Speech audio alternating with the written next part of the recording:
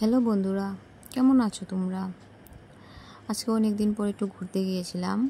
তো এদিন ছিল রথযাত্রা। তো এদিন আমার ভাইয়ের বাড়িতে ঘর সঞ্চার ছিল। তো সেদিন আমরা গিয়েছিলাম। তো তাদের ঘরটা একটু ঘুরে দেখলাম।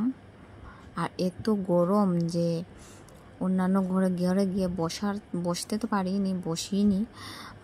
ঘরে বাইরে বসেছিলাম। তো এই ঘর যাওয়ার আগে ঘরটা একটু দেখে যাই, তাদের নতুন ঘর।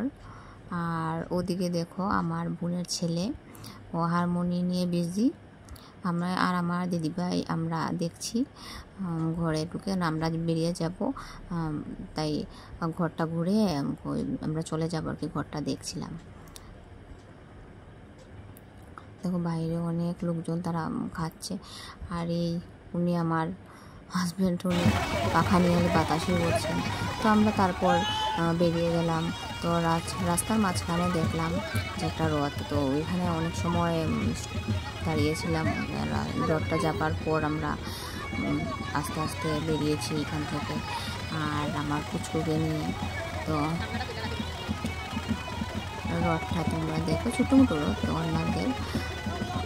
ওনাকে খুব ছোটো মোটো দেখতে ভালোই লাগছিল।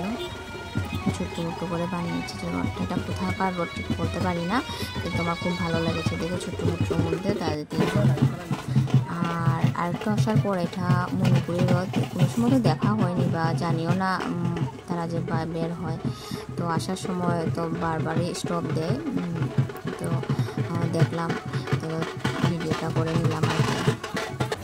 তারপরে বাড়িতে আসার সময় বাড়ির রাস্তার মধ্যেও আমাদের এখানে রথটা দেখলাম।